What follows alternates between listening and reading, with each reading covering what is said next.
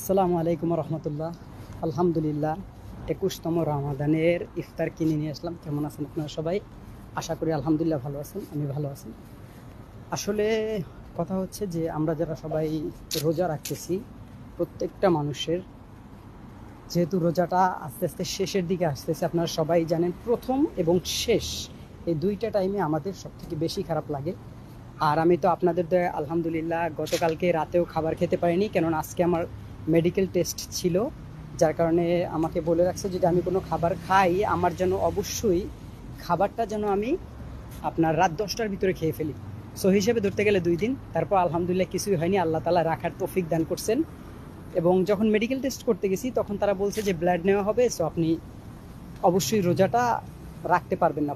পরে আমি বলছিলাম যে সমস্যা নেই, যাওয়ার হবে, কিন্তু একটা রোজার জন্য আমার এই 30টা রোজা আমি তো এটা নষ্ট করব না। সবগুলো রোজা রাখছি, একটা রোজা আমি কেন ছেড়ে দিব? তাই আপনাদের দয়ায় ছাড়লাম না, আলহামদুলিল্লাহ এখন ভালো আছি। একটু পর ইফতারও করব। আপনারা যারা যারা বাংলাদেশে এখন পর্যন্ত ইফতারের টাইম হয়নি আমি জানি, আপনারা ইফতার করতে অবশ্যই আমার কাছে চলে আসেন, অথবা আমি আপনাদের ইফতারের সময় চলে আসবো আপনাদের কাছে। ভালো থাকবেন, রোজাদারদের প্রতি সবসময় দোয়া থাকে, অবশ্যই ভালোবাসা থাকবে। আসসালামু আলাইকুম ওয়া রাহমাতুল্লাহি ওয়া বারাকাতুহু।